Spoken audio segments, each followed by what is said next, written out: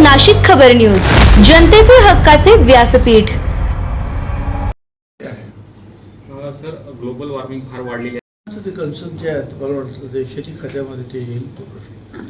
ते भरणे मामा जे आहेत त्याबद्दल मिटिंग्स घेऊन लवकरच हा प्रश्न जर मार्गी लावतो. Thank you sir. म्हणाले मी थकलो आहे. आणि कुठला असा युग पुरुष आहे डॉक्टर बाबासाहेब आंबेडकर असतील, महात्मा ज्योतिराव फुले असेल, अण्णाभाऊ साहेब कधी म्हणाले मी थकलो आहे. जीवनाच्या शेवटच्या क्षणापर्यंत ह्या सगळे ते जे युगपुरुष आहेत ते सगळे त्यांनी जनतेसाठी काम केलं, राज्यासाठी काम केलं, भल्यासाठी काम केलं.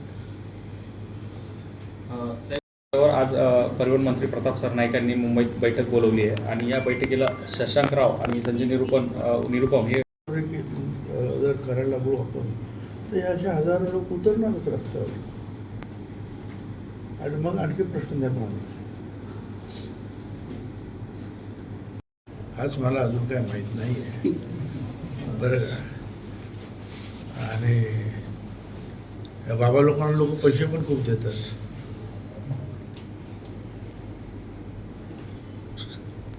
आमच्यासारखे आमदारही मदत करतात, राजकारणी मदत करतात, बाबांचा आश्रम मोठे उभे राहतात आणि मग बाबांचा धंदा जोरात सोडतो.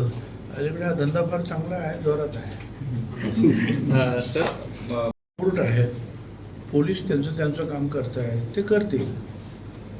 पण मी नेहमी सांगतो त्याप्रमाणे तिथल्या काही लोकांनी चूक केली म्हणून पूर्ण कंपनीच बदनाम करून ती कंपनी नाशिकच्या बाहेर जाणार नाही आणि मग कोणी येणारच नाही आपल्याकडे IT कंपनी.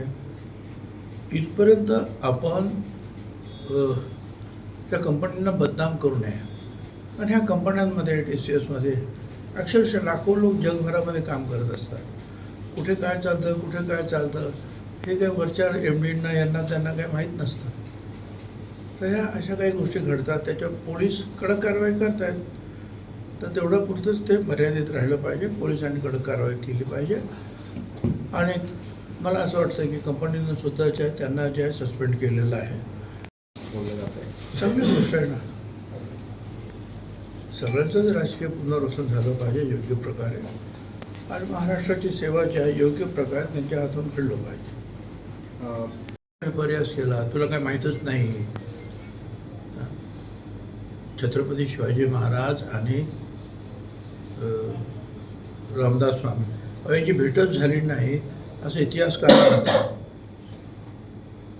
तुम्ही काही इतिहासकार नाही, तुम्ही आपले ते पुराणातले जे आहेत त्या गोष्टी सांगून जे आहेत लोकांमध्ये भजन कीर्तन करणारे लोक. इतिहासकार हे वेगळे आहेत, ते शेवटपर्यंत जातात आणि काय इतिहास झाला ते शोधून काढतात. त्यामुळे आतापर्यंत कुठलीही अशी एक गोष्ट पुढे आलेली नाही किंवा पुरावा पुढे आलेला नाही की संत रामदास आणि महाराजांची भेट झाली असं कुठेही वाचनात आलेलं नाही. किंवा त्याचा विरोध करण्यात आलेला आहे.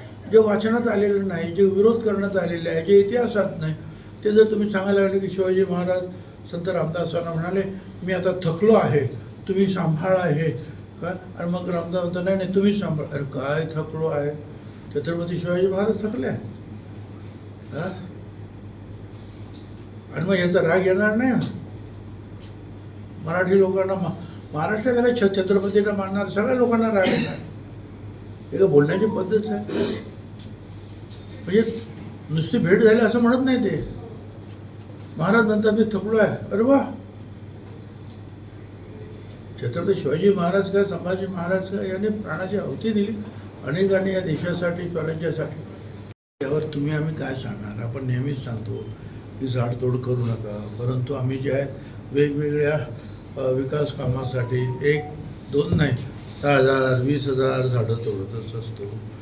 त्याच्यामध्ये हे फक्त आपल्याच देशात चालतं असं नाही, सगळीकडे. आता इथे त्या इराण आणि USA आणि इस्रायल वगैरे याची लढाई सुरू आहे. याचा सुद्धा काही हवामानावर परिणाम होत असेलच की नाही. हे सगळे जे आहे शेवटी हवामानावर परिणाम करणाऱ्याच गोष्टी आहेत. त्यामुळे आपण म्हणजे मानवजातीनंच जे आहे त्या पद्धतीनं निसर्गाकडे पूर्ण लक्ष दिलं नाही किंवा हेळसांड केली आहे, त्याचे परिणाम जे आहेत हळूहळू आता आपल्याला भोगावे लागतील. शशांकराव हे खूपच आक्रमक झाले यामध्ये. असं आहे की मुख्यमंत्र्यांनी सुद्धा सांगितलेलं आहे की ज्यांना मराठी येत नाही त्यांना आपण या गेल्या काही दिवसामध्ये मराठी शिकूया आणि मग काही हा प्रश्न राहणार नाही हे मुख्यमंत्र्यांनी सुद्धा सांगितलं. आज एक लक्षात घ्या की या रिक्षा असतील, टॅक्सी असतील मुंबईतल्या, ह्या बहुतांश जे आहेत ह्या मराठी न बोलणाऱ्यांच्या ताब्यामध्ये आहेत किंवा ते चालवतात. आता एकदमच हे सगळं बंद करणं म्हणजे पुन्हा नवीन प्रश्न निर्माण होणार. त्यापेक्षा ह्या सगळ्यांना आठवड्यातून एक तास किंवा महिन्यातून असे काही देवी करून वेगवेगळ्या ठिकाणी मुंबईमध्ये कॅम्प्स लावून जे कामापुरतं जे मराठी आहे ते त्यांना शिकवलं गेलं पाहिजे.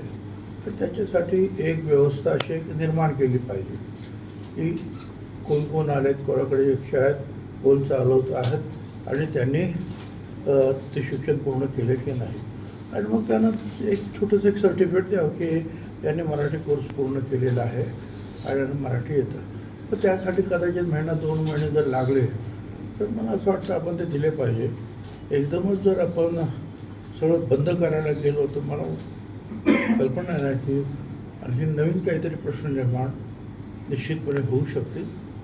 लोक संपावर जातील, मग परत लोकांचे हाल, मग परत आपल्यालाच ऐकावं लागणार की तुमच्यामुळे जे आहेत आम्हाला जे आहे जाण्या येण्याची आमची व्यवस्था जी होती ती खंडित झाली वगैरे वगैरे. तर थोडंसं जे आहे सांभाळून हे घेतलं पाहिजे. कारण हा काही 1, 2, 4, 5 लोकांचा प्रश्न नाही आहे, हा हजारो